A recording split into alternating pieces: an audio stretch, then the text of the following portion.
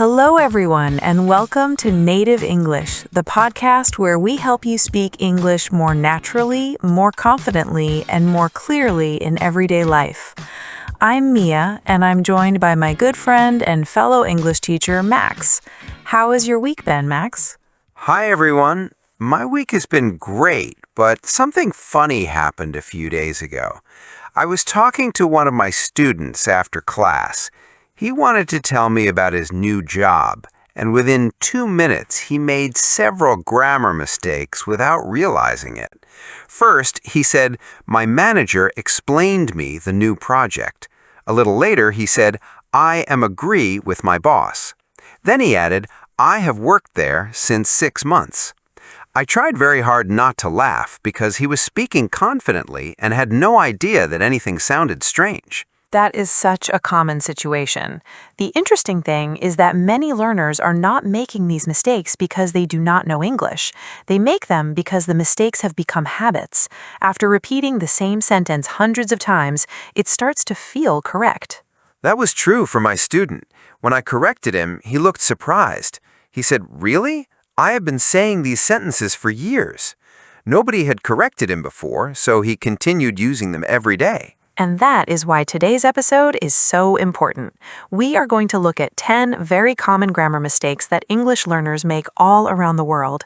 These are mistakes that appear in conversations, meetings, classrooms, shops, restaurants, and daily life. The good news is that this is not going to feel like a difficult grammar lesson.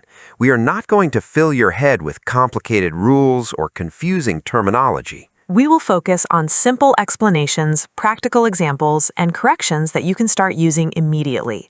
By the end of this episode, you will know how to avoid 10 mistakes that many learners make every single day. So stay with us, listen carefully, and see how many of these mistakes sound familiar to you. Let's start with mistake number 1. This is a mistake that sounds natural to many learners because it follows the pattern of their first language. The wrong sentence is, "I discussed about the problem with my manager." I hear that one very often. People say, "We discussed about the budget," or "Let's discuss about it tomorrow." The problem is that the verb discuss already includes the idea of talking about something. Because of that, we do not need the word about after it. So the correct sentence is, "I discussed the problem with my manager." That's right. You can also say, "We discussed the budget during the meeting," or "They discussed the new plan yesterday." Another example could be, "Let's discuss the details after lunch." Perfect. A quick rule to remember is this: discuss something, not discuss about something. Short, simple, and useful. Before we continue, if you're enjoying this episode and finding these corrections helpful, please subscribe to Native English. Since we're a growing channel, your support helps us reach more learners around the world. And leave a comment telling us which mistake you have heard most often. We read every comment and love hearing from you. Now, let's move to mistake number 2. The wrong sentence is, "I am looking forward to see you." This one catches many learners because it feels natural. They think to is followed by a verb, so see should come next. But in this expression, to is part of the phrase look forward to. After it, we use a verb ending in ing or a noun. So the correct sentence is, "I am looking forward to seeing you." Correct. Here are a few examples. "I'm looking forward to meeting your family." "She's looking forward to starting her new job." "We're looking forward to the weekend." I use that phrase all the time. "I'm looking forward to hearing your ideas." That's another good example. A helpful memory tip is this: if you use looking forward to, imagine that an ing form is waiting for you right after it. Looking forward to seeing, looking forward to meeting, looking forward to learning. That's the pattern. And once you notice it, you'll start hearing it everywhere. Now for mistake number 4. The wrong sentence is, "I am knowing the answer." That sounds strange to native speakers, but many learners use it because they think every action happening now needs a continuous form. That's a great observation. The verb know is different. It describes a state, not an action. Because of that, we usually use the simple present form. So instead of saying, "I am knowing the answer," we should say, "I know the answer." Correct. Here are a few examples. "I know where she lives." "He knows the way to the station." "We know the rules already." I have another one. "Do you know her phone number?" Perfect. Remember that verbs such as know, believe, understand, and remember are often used in simple forms rather than continuous forms. So if someone asks me a question, I should say I know, not I am knowing. That's right. Nice. That's an easy correction that can make a big difference. Now, let's move to mistake number 5. The wrong sentence is, I went to home after work. I used to hear this mistake from students all the time. It sounds logical because we often say, I went to the office or I went to the supermarket. Learners naturally want to use the same pattern with home. But English has its own rule here. It does. When we use the word home to mean our place of residence, we usually do not use to. So the correct sentence is, I went home after work. Exactly. Some more examples are, she arrived home late. They drove home after dinner. I'm going home now. These are expressions people use every day. Very true. Imagine a typical day. You leave home in the morning, go to work, finish your tasks, and then go home in the evening. That's a great real-life example because most listeners can picture that routine immediately. And once you hear the correct pattern several times, it starts to feel natural. Go home, come home, arrive home. That's the pattern to remember. No extra to. Now for mistake number 6. The wrong sentence is, I have visited Paris last year. This one is very common when learners are trying to use the present perfect tense. The issue is that last year refers to a finished time in the past. When we mention a finished time, we generally use the simple past. So the correct sentence is, I visited Paris last year. Correct. Let's look at some examples. I watched that movie last weekend. She started her new job in January. We traveled to Turkey last summer. And if I want to use the present perfect, I would remove the finished time reference. Exactly. You could say, I have visited Paris before. That works because the focus is on your experience, not a specific finished time. That's a useful distinction. Think about it this way. Simple past often answers the question, when did it happen? Present perfect focuses more on the experience or result. So, I visited Paris last year is correct. I have visited Paris before is also correct, but I have visited Paris last year mixes two different ideas. Well explained. Let's take a quick look at what we've covered. We learned that we say I know, not I am knowing. We say go home, not go to home. And we use the simple past with finished times, such as last year, last month, or yesterday. These small corrections help your English sound smoother and more natural in everyday conversations. Let's continue with mistake number 7. This is a mistake that sounds very reasonable, which is why so many learners use it. The wrong sentence is, I am interesting in photography. I hear that one quite often. People want to talk about their hobbies or interests, and this mistake appears very naturally. The correction is, I am interested in photography. When you talk about your feelings or interests, you usually need the adjective ending in ed.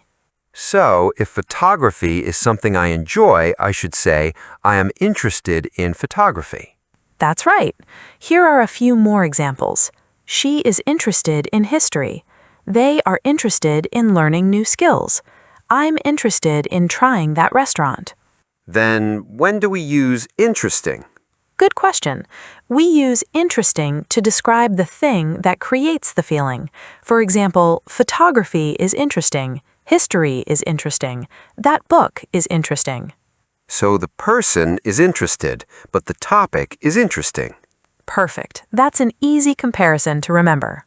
And once you understand that difference, your sentences become much more accurate. Now let's move to mistake number 8. The wrong sentence is, I am here since Monday. Another very common one. Yes, because learners are trying to talk about something that started in the past and continues until now. In English, we usually use the present perfect for that idea. So the correct sentence is, I have been here since Monday. Correct. Let's look at some examples. She has worked here since January. We have known each other since university. He has lived in this apartment since 2022. These examples sound much more natural. They do. The important thing is that the situation started in the past and is still true now. So, instead of saying, I am here since Monday, I should say, I have been here since Monday. Exactly. That's the structure native speakers expect to hear. Great. We have now covered 8 common grammar mistakes, and you're getting very close to the finish line. Stay with us because only 2 mistakes remain, and both of them can improve the way you speak English in daily conversations. Let's finish our list with mistake number 9. The wrong sentence is, she gave me a good advice. That sounds harmless, but native speakers notice it quickly. The correction is, she gave me good advice. The word advice is uncountable in English, so we do not normally use a before it. So we say, he gave me useful advice, not a useful advice. That's right. Here are a few examples. My mentor gave me good advice before the interview. Thank you for your advice. She always gives practical advice. And if I want to count it, Then you can say a piece of advice. For example, let me give you a piece of advice. that's a helpful expression to remember. Now for our final mistake. The wrong sentence is, I am used to wake up early. I used to make that mistake myself when I was learning another language. The correction is, I'm used to waking up early. After used to in this structure, we use a noun or an ing form. So I can say, I'm used to working late, or she's used to driving in heavy traffic. Perfect. Here are a few more examples. They're used to living in a busy city. We're used to speaking English at work. He's used to getting up before sunrise. Those sound very natural. And now we've completed all 10 mistakes. Before we finish, let's have a short conversation so you can hear these corrections in a real situation. Sounds good. Let's do it. Hey Max, how was your meeting this morning? It went well. We discussed the new marketing plan for next month. Nice. Were your colleagues interested in the proposal? Very interested. In fact, many people are excited about the project. That's great. Have you been working on it for a long time? I've been involved since February. My manager gave me some valuable advice when I joined the team. Good managers make a difference. Do you know everyone in the department now? Most of them, and I'm looking forward to meeting the new team members next week. After work, are you going anywhere special? No, I'm going home. I've had a busy day. Fair enough. By the way, have you ever visited Japan? Yes, I visited Japan a few years ago. It was an amazing experience. I would love to go one day. I'm interested in the culture and the food. You'd enjoy it. And don't worry, you'll be used to trying new things very quickly. Before we go, let's take a moment to reflect on today's lesson. We covered 10 common mistakes that many learners make without realizing it. Small corrections like these can make your English sound clearer, more natural, and more confident. Remember, progress comes from practice. Every correction you use in real conversations helps build better habits. If you enjoyed this episode, subscribe to Native English and leave a comment with one sentence using a correction from today. We'd love to read it. Thanks for spending your time with us. Keep learning, keep practicing, and we'll see you in the next episode. Goodbye, everyone.